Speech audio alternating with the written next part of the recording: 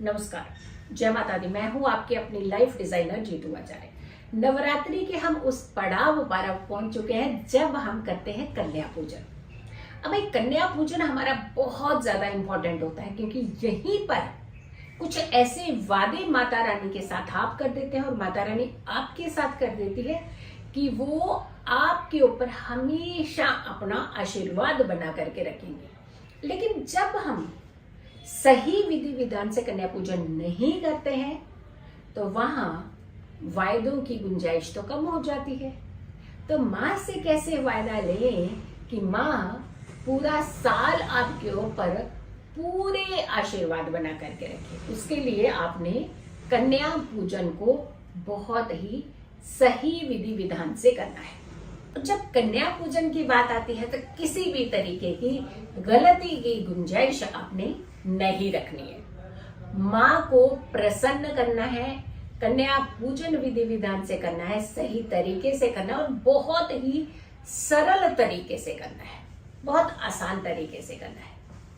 अब जब बहुत आसान तरीके से करेंगे तो वहां गलती की गुंजाइश वैसे भी नहीं होती। जब हम बहुत कॉम्प्लिकेटेड कर देते हैं तो वहां कहीं ना कहीं चूक होने की संभावनाएं होती है। अब घरों के अंदर हम कन्या पूजन कैसे करें? कन्या पूजन की हमने एक वीडियो ऑलरेडी डाल दी हुई है कि कन्याओं को बिना न्योता दिए कभी नहीं बिठाना चाहिए। यानी उन्हें इनवाइट करना, उन्हें निमंत्रण देना, उन्हें आमंत्रित करना, ये सारी जो विधि होती है ये पहला पड़ाव होता है कन्या पूजन का। और ये पहला पड़ाव होता है माता रानी को प्रसन्न करने का। तो आपने सबसे पहले कन्या पूजन में कन्याओं को कैसे आप निमंत्रण देना है, कैसे आपने अपने घर में बुलाना है और कैसे आपने उनको विदा करना है, तो ये सारा प्रोसेस उस वीडियो में है, उसे जरूर देख लीजिएगा। वो बहुत ही अच्छी वीडियो है जिससे आप पूरा एक प्रोसेस को समझ पाएंगे। अब आती है बात कि कन्याएं तो आ गई, लेकिन यहाँ आप कुछ गलतियां शुरू कर देते हैं। जब कन्याएं आती हैं, अब कन्याएं कौन है? माता रानी का स्वरूप। और जब माता रानी ही आपके घर, आपके आंगन में आए तो कैसे आनी चाहिए? भव्य स्वागत होना चाहिए उनका। एक तो सबसे पहले जयकारों के साथ ही माता रानी को अपने घर में प्रवेश करें। अब ये घर की दहलीज, जब जयकारों के साथ माता रानी आपके घर की दहलीज को पार करती है तो आपके घर की दहलीज पर जितने भी वास्तु दोष हो वो सारे दूर हो जाते हैं। कितनी भी नेगेटिविटी हो वो सारी की सारी क्लीन हो जाती है। यानी माता रानी का आगमन ही कुछ ऐसा होता है। और जयकारों के साथ आपने माता रानी को अपने घर की दहलीज पार करानी है और साथ के साथ फूलों के पत्तियों की वर्षा आपने सारी कन्याओं के ऊपर जरूर करनी है। अब आती बात की माता रानी स्वरूप कन्याएं आपने अपने घर में बुलाई, लेकिन कई बार हम कहते हैं कहीं कारपेट पे बिछा दिया, उधर बिठा दिया, कभी थोड़ा फर्श पे बिठा दी। कन्याएं ज्यादा होंगी तो कोई इधर कोई उधर, ऐसे करके हम बिठा देते हैं। कई बार हम ऐसे जमघट सा लगा देते हैं।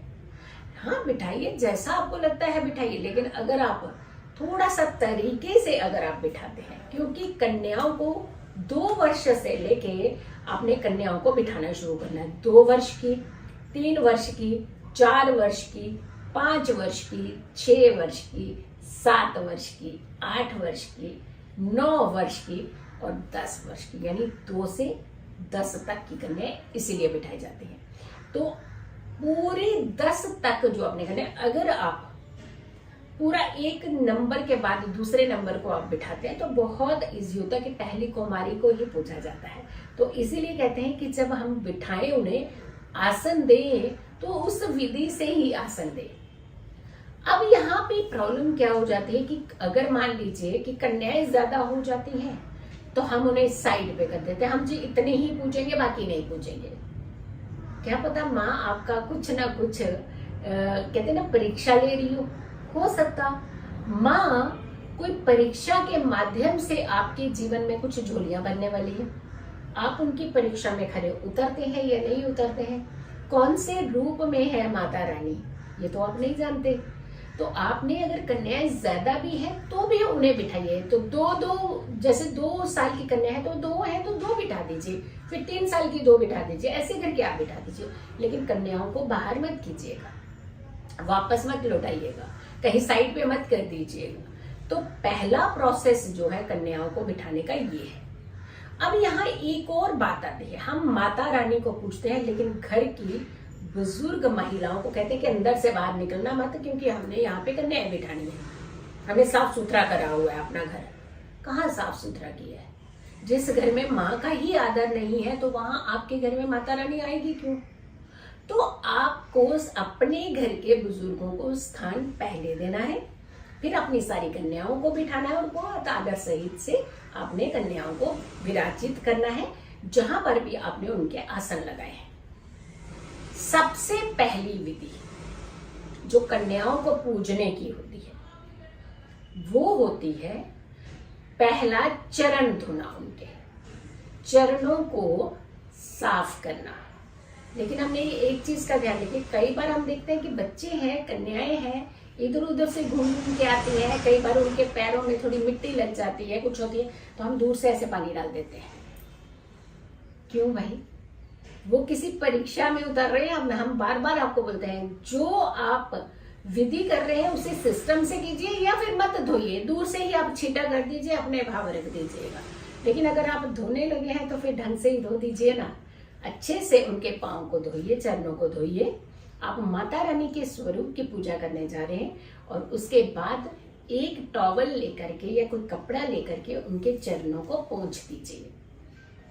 उसके बाद आपने शुरू करनी है नेक्स्ट प्रोसेस की विधि और वो है कलावा। कलावा बांधना है, लेकिन उसी प्रोसेस में बांधना है। लेकिन यहाँ पे एक चीज आप लोगों से चूक हो जाती है। अगर आप कन्याएं पूज रहे हैं और कहते हैं कि जब तक भैरव को साथ में नहीं पूजेंगे तब तक तो माँ भी नहीं मानती है, तो आपने साथ के साथ लंगूर भी कहते हैं इन्हें, एक जातक यानी एक लड़का भी, उसे भी जरूर विराजित करना है कन्या पूजन में। अब ये प्रोसेस आपने कर लिया पैर धोने का, उसके बाद प्रोसेस करना आपने कलावा बांधने का। और कलावा बांधते बांधते आप सारी कन्याओं को और साथ के साथ लंगूर को भी आप कलावा बांधिए। फिर आती है तिलक की बारी। जो तिलक होता है वो आपने, जो लंगूर है उन्हें लंबा तिलक लगाना है, जो देवी कन्याएं हैं उन्हें आपने गोल गोल तिलक लगाने हैं। और उसके बाद अगर आप चुनरी चढ़ाना चाहते हैं चुनरी ओढ़ाइए उन्हें, अगर आप उन्हें चूड़ियां चढ़ाना चाहते हैं चूड़ियां अर्पित कीजिए, यानी उन्हें पहनाइए। ये आपके लिए माता का स्वरूप है। अर्पित करना मीन्स अपने भाव से अर्पित करना, बट उन्हें पहनाना अच्छे से। फिर आती है बात की भोग की। आपके घर में जो आपने श्रद्धा भाव से बनाया है वो सारा भोग कन्याओं को लगाइए और उसके बाद साथ के साथ लंगूर को भी लगाइए।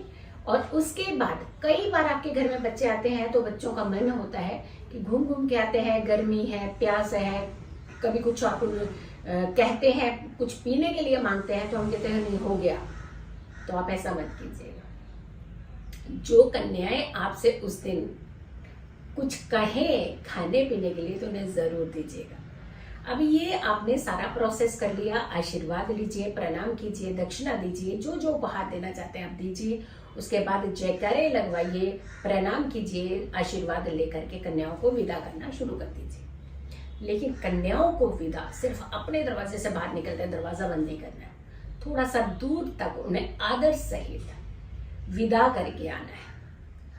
अब यहाँ एक गलती कुछ लोगों से और भी होती है, वो होती है कि अगर कन्याओं के साथ कई बार छोटी कन्या जैसे 2 साल की कन्या वो अकेली नहीं आ पाती, उनके साथ उनकी माता या घर की कोई स्त्री आती है, तो हम उन्हें कहते हैं कि हमें आपके लिए नहीं है, बस इनके लिए है।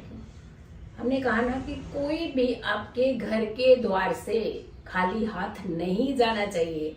जो आपने भोग माता रानी के लिए बनाया है वो आप खूब अच्छे से उसका वितरण कीजिए, खूब अच्छे से उसे बांटिएगा और सभी को आपने भोग जरूर देना है। और ऐसे आपने अपने घर में कन्याएं पूजनी है, कन्याएं बिठानी है और साथ के साथ माता रानी का ढेरों आशीर्वाद भी लेना है। और साथ के साथ माता रानी वैसे भी आपको आशीर्वाद दे देंगी। जब इस विधि विधान से हम किसी भी पूजन को करते हैं, हमारी पूजा सफल होती है और हमें मन की मुरादें पूरी करने का पूरा रास्ता मिलता है। सो वीडियो को ज्यादा से ज्यादा लोगों तक आपने जरूर पहुंचाना है, क्योंकि बहुत सारे लोग हैं जब वीडियो करते हैं, देखते हैं, लेकिन अपने तक सीमित रख देते हैं, आगे नहीं पहुंचाते हैं। अरे आपके माध्यम से अगर किसी और का भला हो जाएगा तो सारी ब्लेसिंग किसको मिलेगी? आप ही को मिलेगी। तो आप माध्यम बनिए अच्छे कर्मों का।